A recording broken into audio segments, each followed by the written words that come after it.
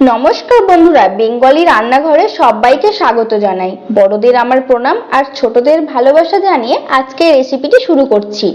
আজকের রেসিপি বাঙালির অত্যন্ত প্রিয় এগরোল। বাচ্চা থেকে বড় সকলের কিন্তু এগরোল ভীষণ প্রিয়।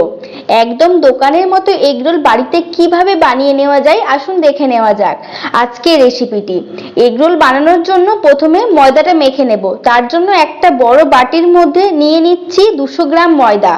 এর মধ্যে দিচ্ছি সামান্য পরিমাণে লবণ, চিনি, কালো জিরে আর পরিমাণ মতো সাদা তেল বা রিফাইন্ড অয়েল। এরপর ময়দাটা ভালো করে ময়াম দিয়ে নিতে হবে। ময়দাটা ময়াম দেওয়া হয়ে গেলে অল্প অল্প জল দিয়ে আমি ময়দাটা ভালো করে মেখে নেব। ময়দাটা মাখা হয়ে গেলে এর ওপর 1 চামচ সাদা তেল ময়াম মাখিয়ে রেখে দেব। এতে ময়দাটা ভীষণ সফট হবে। এবার আমি 10-15 মিনিটের জন্য ঢাকা দিয়ে রেখে দেব। ময়দাটা সেট হতে হতে এগরোলের বাকি প্রিপারেশন করে নিয়েছি। এগরোলের জন্য নিয়েছি একটা শসা, একটা পেঁয়াজ, 2টো কাঁচা লঙ্কা, 1 টুকরো পাতিলেবু, সবগুলো ভালো করে কেটে নিয়েছি। ময়দাটা আমার সেট হয়ে গেছে।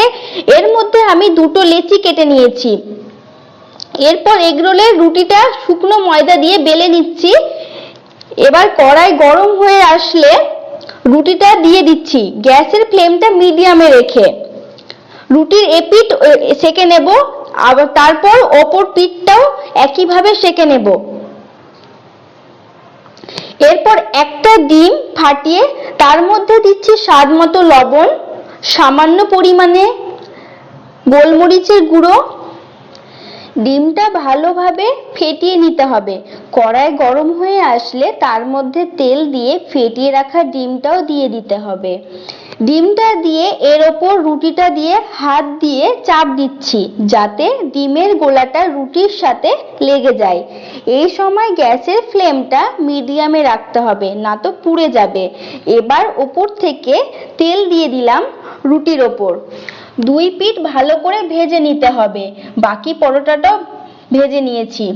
এরপর পরোটার ওপরে একে একে কেটে রাখা শসা কুচি, পেঁয়াজ কুচো, কাঁচা লঙ্কা, পাতিলেবু আর টমেটো সস দিয়ে ভালোভাবে সব উপকরণ একসাথে মিশিয়ে ভালোভাবে এগরোলটা মুড়ে নিতে হবে।